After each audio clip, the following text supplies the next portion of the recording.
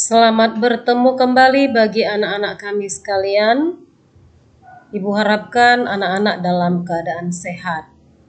Hari ini kita kembali akan mempelajari materi pembelajaran pada mata pelajaran ekonomi bisnis, ya, untuk materi yang baru dengan judul masalah pokok ekonomi dan alternatif pemecahannya. Pada topik ini, kompetensi dasar yang akan kalian pahami menyangkut kepada dua hal. Yang pertama, menganalisis masalah pokok ekonomi dan alternatif pemecahannya melalui berbagai sistem ekonomi. Yang kedua, mengevaluasi masalah ekonomi yang terdapat di lingkungan dan menentukan upaya pemecahannya. Jadi ada dua kompetensi dasar dalam pembelajaran masalah pokok ekonomi dan alternatif pemecahannya. Oke, berikutnya anak-anak sekalian, masalah pokok ekonomi dan alternatif pemecahannya ini akan membahas 3 materi utama.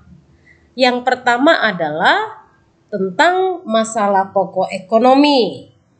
Kemudian yang kedua mengenai sistem perekonomian. Dan yang ketiga adalah tentang masalah-masalah yang dihadapi pemerintah dalam bidang ekonomi. Inilah materi pokok yang akan kalian pelajari. Selanjutnya, kita masuk kepada satu materi utama. Ya. Sambil ya kalian buka buku paketnya mengenai topik pembelajaran kita ini mulai dari halaman 50. Ya, mulai dari halaman 50.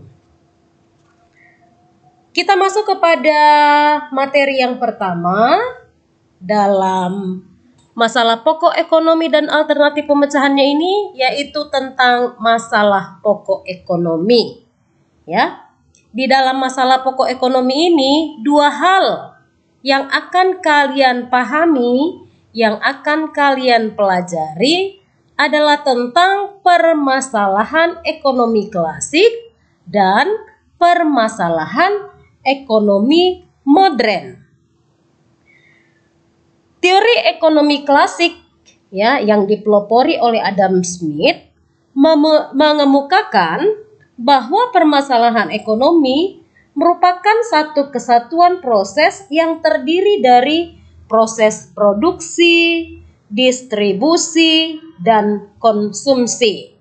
Jadi masalah pokok ekonomi klasik itu berkaitan dengan proses produksi, distribusi, dan konsumsi.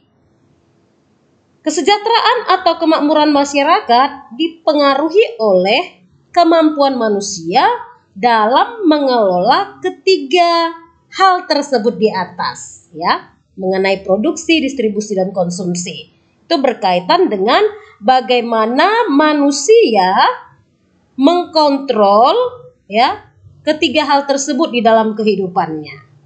Yang pertama kita bahas satu persatu tentang masalah produksi, ya. Produksi dalam pengertian sehari-hari itu dapat diartikan sebagai kegiatan untuk menciptakan atau membuat barang. Ya, produksi itu adalah kegiatan menciptakan atau membuat barang. Dalam ilmu ekonomi, produksi mencakup semua kegiatan yang bertujuan untuk menambah nilai guna barang. Ya, menambah nilai guna barang. Kemudian, perbuatan manusia untuk menambah nilai guna barang, ya, tanpa mengubah bentuk itu disebut produksi jasa. Ya, jadi ada produksi jasa. Contohnya, ya seperti kalian yang sedang belajar sekarang ini. Kalian menerima pembelajaran melalui guru-guru yang melakukan kegiatan jasa, ya, menyampaikan beberapa hal ilmu pengetahuan untuk kalian ketahui dan kalian pergunakan dalam kehidupan sehari-hari. Nah, kemudian yang kedua, masalah distribusi. Ya, kaum klasik menyatakan distribusi dapat dilakukan secara langsung. Distribusi langsung dilakukan tanpa melalui perantara, tetapi bisa langsung beberapa pihak yang berinteraksi.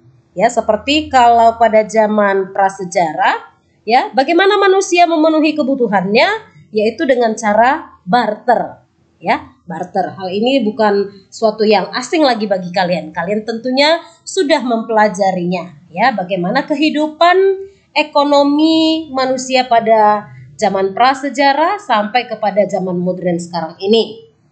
Lalu yang ketiga di dalam permasalahan ekonomi klasik itu adalah masalah konsumsi.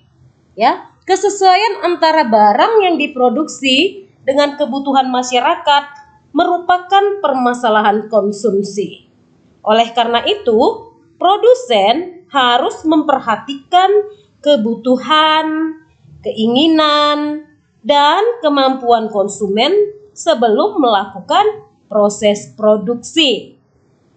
Suatu barang menjadi tidak berguna apabila tidak sesuai dengan kebutuhan, selera, dan daya beli masyarakat.